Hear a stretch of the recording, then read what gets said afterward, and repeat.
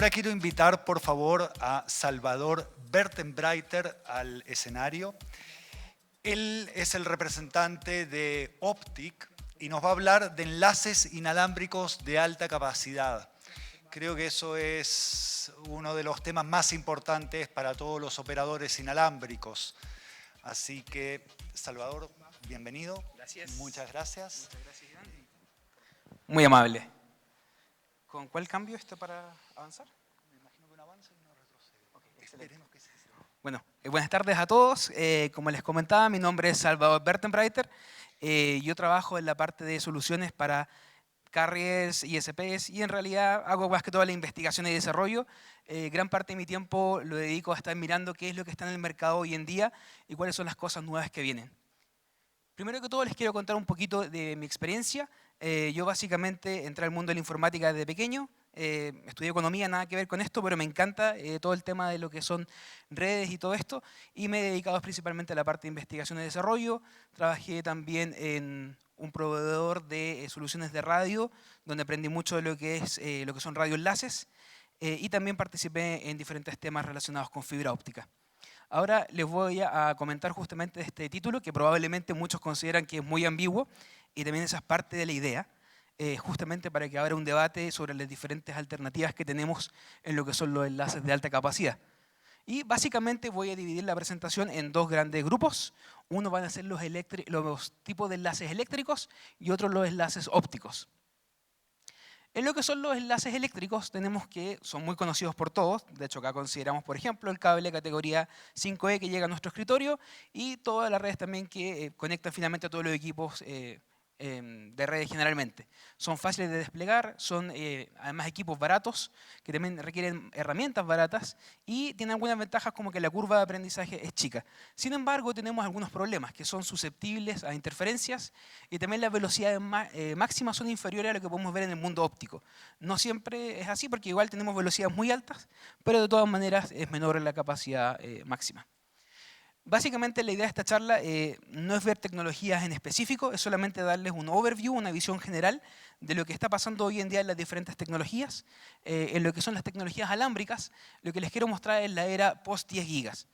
Todos teníamos probablemente una conexión de 1 o 10 gigas en la compañía donde podemos navegar, pero les quiero mostrar que hay mucha más información, hay mucho más mundo en realidad, más allá de los 10 gigas. Y que eso no es algo que es tan caro, no es tan prohibitivo. De hecho, hay soluciones de muchos fabricantes que permiten poder acceder a estas tecnologías con velocidades de hasta 200 gigas por segundo de manera muy accesible. Básicamente les quería comentar primero que todo una actualización sobre lo que es el estándar de 10 gigas sobre cable de red. Tenemos que hoy en día se lanzó el estándar 802.3 BT que nos permite tener PoE hasta 100 watts, lo que básicamente nos permite, en teoría, por ejemplo, poder alimentar incluso una computadora a través de un cable de red. Luego que tenemos en estos enlaces de cobre, tenemos también velocidades de 25 gigas por segundo y 40 gigas por segundo para distancias de hasta 30 metros. Eso utilizando cable categoría 8. También tenemos en lo que son DACs, que son para distancias mucho más cortas, de hasta 3 metros, tenemos velocidades de 40, 50, 100 y 200 gigas. Y es interesante ver que en estas soluciones podemos encontrar en el mercado soluciones que son con ambos extremos por menos de 200 o 300 dólares, con velocidades muy altas. Algunas de las ventajas que tienen son fáciles y rápidos de desplegar, también son muy compatibles en general estas soluciones, sin embargo tienen problemas importantes como por ejemplo que son susceptibles a interferencia y también que las distancias máximas, como pueden ver, son bastante cortas, por lo que se utilizan mucho dentro del data center, pero no muchas veces fuera de él. Fuera del data center tenemos, por ejemplo, también los enlaces inalámbricos. Para aquellos que no conocen, hay una gran cantidad de soluciones disponibles hoy en día en bandas no licenciadas, también en bandas licenciadas. Y lo que voy a contarles es simplemente lo que son las velocidades más altas. No voy a cubrir las bandas más bajas porque en verdad ya la mayoría lo conoce. Y voy a en realidad contarles un poquito de las alternativas que tenemos en el mundo de los enlaces inalámbricos. Hoy en día en las frecuencias de 70 y 80 gigas podemos mover velocidades de 10 gigas por segundo o inclusive más mediante agregación de enlaces. y además tenemos que en velocidades más bajas, como por ejemplo 1 giga, tenemos soluciones en 60 y 24 GHz, lo que básicamente nos permite que podamos tener hasta distancia de 2 kilómetros enlaces de 10 gigas por segundo. Eso justamente es muy útil en lugares, por ejemplo, como Santiago, donde poder hacer una obra civil y poder ir a romper el pavimento es muy costoso.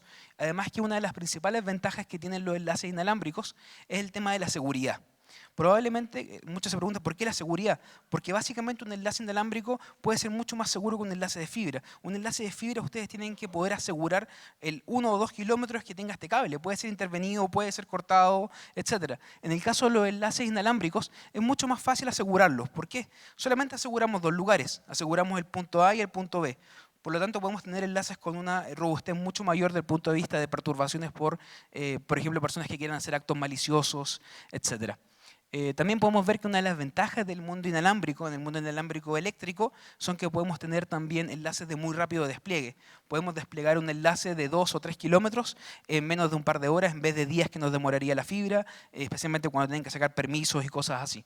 Sin embargo, algunos de los problemas que tiene este mundo inalámbrico, eléctrico, son justamente que son muy susceptibles a interferencia en bandas no licenciadas. En las bandas licenciadas, obviamente, esto no es un problema, a menos que haya alguien utilizándolo de manera ilegal. Y también tenemos que son susceptibles al clima, especialmente en estas frecuencias altas. Y me voy a basar justamente en 60, 70 y 80 gigas, porque es un mundo diferente al mundo que conocemos de los radioenlaces. En el mundo de los radioenlaces típicos que utilizamos con bandas de 900, 2400 y 5 gigas, estamos en lo que son las microondas. Y básicamente, como podemos ver, no creo que no era esto.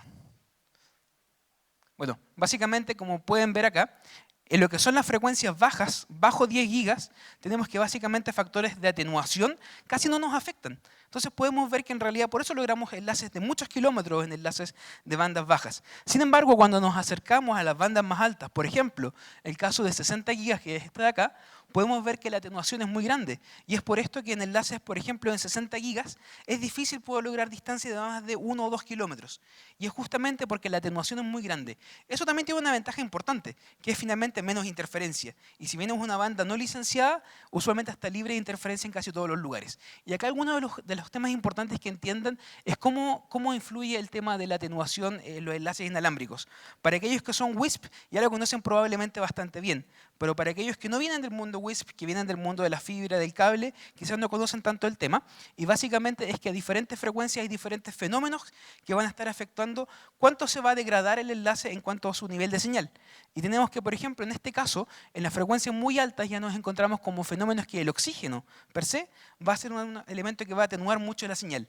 Usualmente cuando hablamos de lo que son enlaces más bajos, generalmente consideramos un factor más bien que nos puede afectar como el agua. Cuando llueve, cuando hay neblina, puede afectar los enlaces, etc. Pero es importante que entiendan que en estas bandas tan altas también tenemos otros factores que afectan, como por ejemplo el oxígeno, que es una cosa que siempre va a estar ahí. O sea, cuando ustedes planifican sus enlaces, es muy importante que consideren que este factor de atenuación va a estar siempre presente.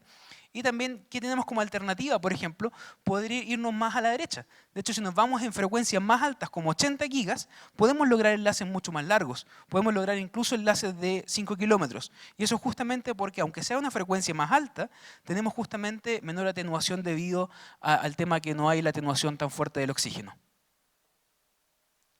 Ahora les quiero hablar un poco del mundo de transmisión óptica. Probablemente muchos acá ya conocen la fibra óptica monomodo, multimodo. No voy a estar dando tanta profundidad sobre la tecnología per se, sino que solamente les quiero hacer una actualización de cuáles son las tecnologías hoy en día disponibles sobre esos métodos de transmisión y también comentarles un poco de las tecnologías inalámbricas ópticas, que probablemente no sé si en Chile se utilizan mucho, pero a nivel global sí se utilizan bastante en ciertas aplicaciones, especialmente industriales, donde el tema de la interferencia puede ser un problema. Básicamente lo que les quiero mostrar es que se olviden de la barrera de los 100 gigas. Quizás hoy en día ni siquiera la están pensando, algunos operadores están pensando en 1, en 10 gigas, quizás están pensando en un segundo enlace 10 gigas, y en realidad es importante que como sociedad de las personas que estamos encargados de las redes acá en Chile, veamos que el horizonte es mucho más grande y también tenemos que considerar que cada vez la demanda de ancho de banda va a ser mayor y hay que estar preparados para esto. ¿Cómo vamos a estar preparados? Con enlaces de mayor capacidad. Y simplemente hacer el cambio de velocidad en algunos casos ni siquiera es una inversión tan grande, sino que solamente estar dispuesto a poder hacerlo. Básicamente, mediante el uso de tecnologías como por ejemplo DWDM, podemos sacar sobre un par de fibras velocidades de hasta 960 gigas por segundo, utilizando un mismo par de fibras que utilizamos por ejemplo para un enlace de 100 o de 1 giga. Algunas de las ventajas de las tecnologías de fibra son justamente que tienen velocidades muy altas. Podemos ver que logramos mucho más de 100 gigas en muchos casos. Podemos también tener enlaces muy largos. De hecho, los enlaces intercontinentales se hacen con fibra óptica. Y también que es inmune a la interferencia, que es muy importante especialmente en entornos donde eso puede ser un problema, como por ejemplo torres de telecomunicaciones. Sin embargo, algunos problemas o algunas limitaciones en realidad, que es que la fibra óptica sí tiene una curva de aprendizaje un poco mayor, las herramientas son un poco más costosas usualmente y también tenemos que tener mucho cuidado con el tema de la suciedad. Yo sé que aquellos que vengan del mundo WISP ya han tenido la experiencia de armar cables de red que tienen probablemente gel y trabajan con las manos sucias y están acostumbrados a eso porque ha sido lo habitual y en el mundo eléctrico eso no es un problema.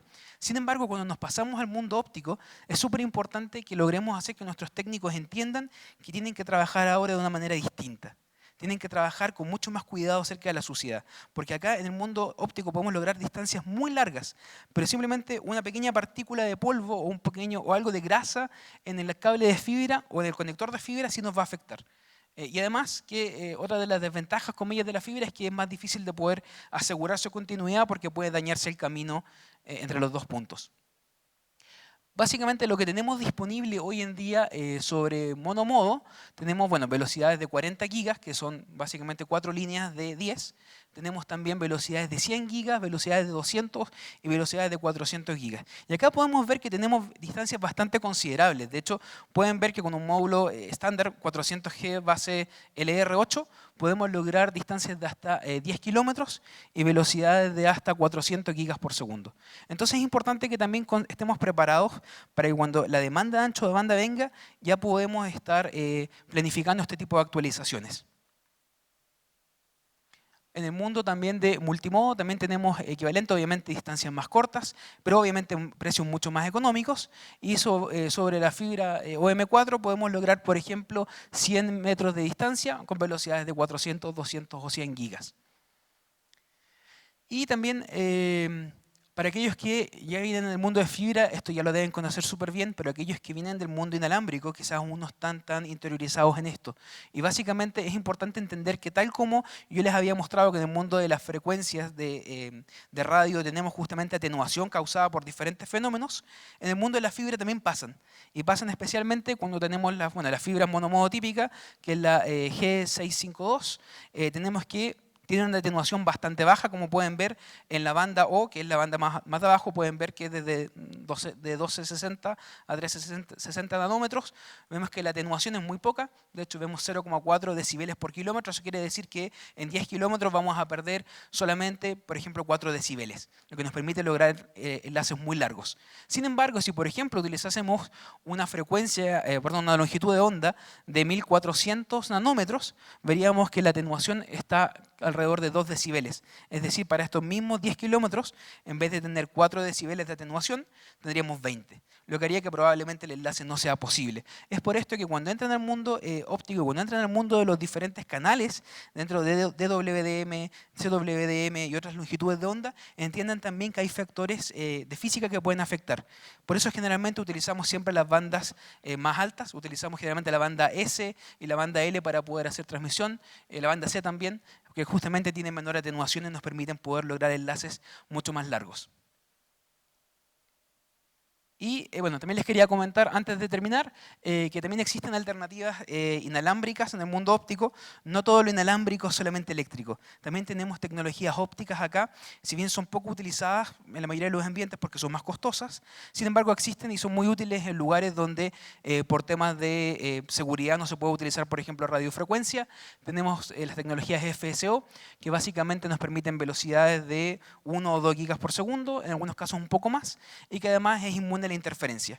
Básicamente esto nos permite que en entornos, por ejemplo, donde hay gases que pueden ser peligrosos, esto no sea un problema y podamos desplegarlo. ¿Preguntas?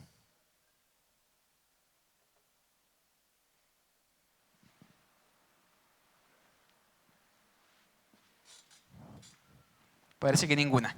Bueno, espero le haya quedado claro y esta es básicamente una introducción a lo que es el mundo más allá de los 10 gigas. Muchas gracias, Salvador.